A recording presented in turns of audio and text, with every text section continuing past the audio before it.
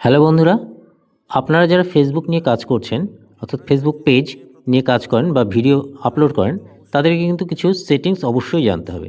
এর জন্য আপনারা প্রথমেই ফেসবুকটাকে অন করবেন, অর্থাৎ ফেসবুক পেজ বা ফেসবুকটাকে অন করার পর ওপরের এই 3 ডটে ক্লিক করবেন। ক্লিক করা হলে এখান থেকে আপনি নিচে স্ক্রল করলে দেখুন এখানটায় সেটিংস অ্যান্ড প্রাইভেসি, এটা ক্লিক করলে এখানটায় আবার সেটিংস অপশানটাতে যাবেন।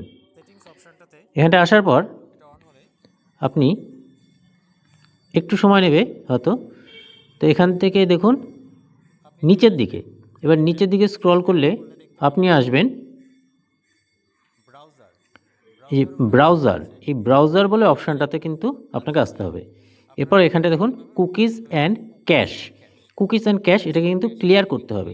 তো ক্লিয়ার আপনারা কেন করবেন?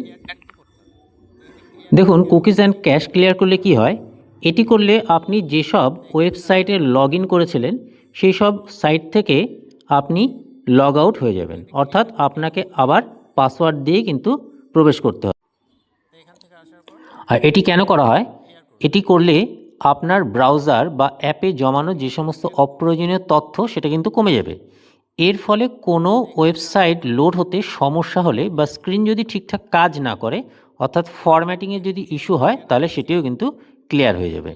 তাহলে এটাকে কিন্তু আপনারা ক্লিয়ার করে নেবেন। ক্লিয়ার করলে আপনাদের কিন্তু আর মোবাইলে কোনো সমস্যা হবে না। তাহলে এই ধরনের নতুন আপডেট পেতে অবশ্যই কিন্তু আমার এই পেজটিকে ফলো করে নিন।